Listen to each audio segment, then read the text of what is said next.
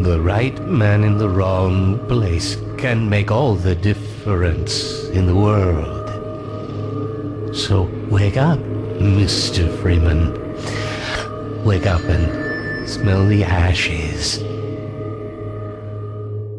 My brother once called me into his bedroom where he was sitting playing one of his many video games. On screen he showed me what was a small group of tripod-looking machines walking around some post-apocalyptic landscape, reminiscent of the War of the Worlds movie.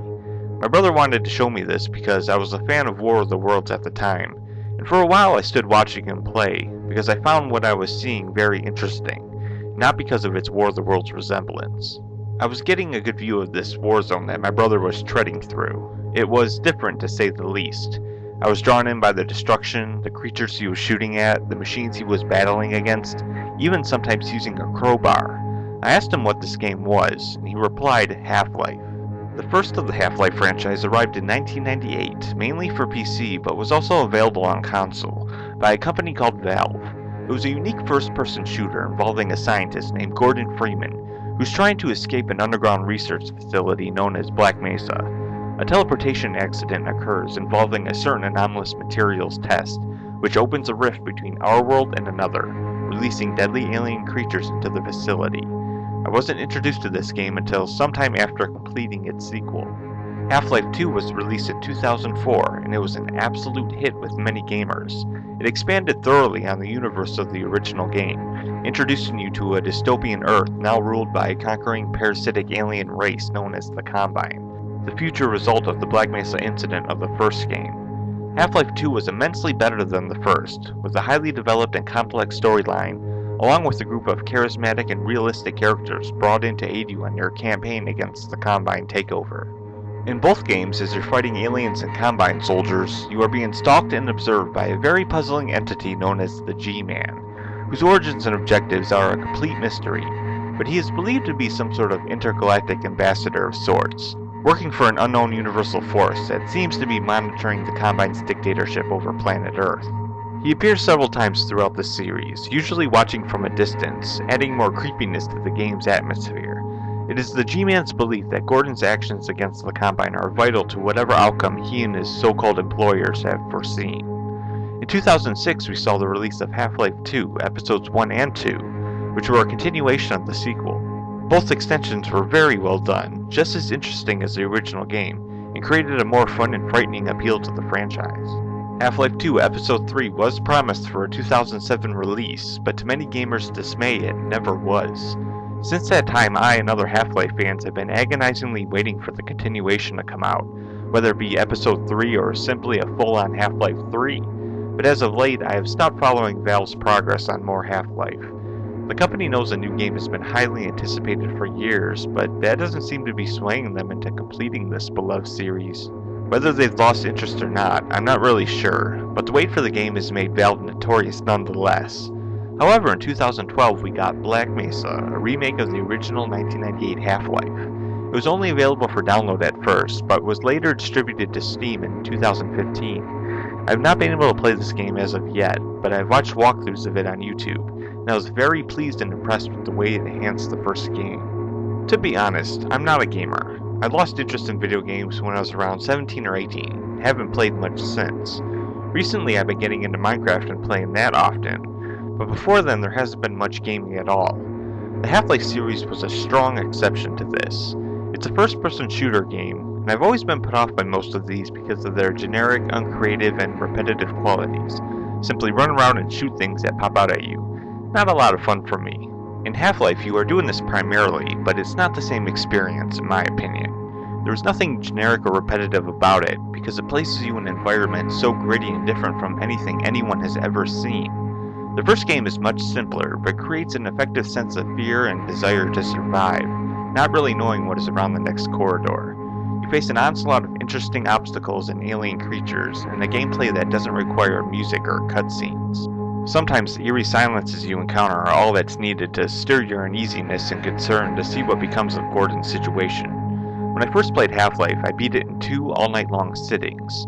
My favorite sequence of the game was entering Zen, a fascinating dimension from which the aliens originated from. Upon first seeing it, I was impressed at the eerie and creative atmosphere of Zen, It was a truly alien environment that was a ton of fun to explore. Half-Life 2 continues 20 years after the events of the first game, and guides you through this very depressing dystopian world, full of incredible sights and a strong intrigue as to how things ended up this way, more effective this time around. What makes it better is the feeling it implements, one of almost hopelessness and awe as to what humanity has been reduced to. The game triggers your emotions on many levels, adding a mix of fear, friendship, discovery, wonder, and even simpler themes like love and sadness. You were given an array of allies among the human resistance, characters like Barney Calhoun, Dr. Kleiner, Eli Vance, and his lovely and badass daughter Alex, who has become my favorite video game character of all time. They are characters with such developed personalities that you start to unconditionally care for them the moment you meet them. To give you an overall gist, the Half-Life series is a culmination of many great elements that create a very satisfying gameplay. I was hesitant to play at first, but my initial intrigue when my brother first showed it to me became too much over time, and it was enough for me to hook up an Xbox in my room and play the game myself, which is something I hadn't done in many years. It was more than I could have imagined, and my fandom has stayed strong since. I've done drawings of the two title characters, Gordon and Alex, and even once considered a tattoo of the Lambda cache, the official symbol of the game. Here is a picture of me with a newly bought Black Mesa t-shirt. Yes, it is a first-person shooter and an alien invasion story, but it's done in a way I've never seen before in any form of media, whether it be books, movies, or whatever. It works very well in video game form because it allows you to personally explore the dystopia rather than simply imagine it. The effect works just as good if it had been a movie instead, and even better in many instances. Half-Life truly needs to be played in order for one to understand its formula. The ending of Half-Life 2 Episode 2 left me so emotional that I sat staring at the credits for many minutes, not wanting to turn off the console. There's never been quite an essence as to what Half-Life creates, and that's why it is considered one of the best video games today. At the very least, it was worth a shot from a non-gamer like me, and I'm glad I took it. Fans have kinda lost their excitement on the arrival of the next Half-Life game, including myself, though I'd of course still like to see one. How great would it be if Valve was just keeping it secret and then suddenly announced that Half-Life 3 would be released in a few months? Our hopes were stretched out beyond their limits for 10 years, so of course there isn't much left. All I can do right now is just look fondly on the memories of playing this franchise, and every once in a while indulge in it again. And with that, I am happy. Dr. Freeman, I realize this moment may not be the most convenient for a heart-to-heart, but I had to wait until your friends were otherwise occupied. There was a time they cared nothing for Miss Vance, when their only experience of humanity was a crowbar coming at them down a steel corridor. When I plucked her from Black Mesa, I acted in the face of objections that she was a mere child and of no practical use to anyone.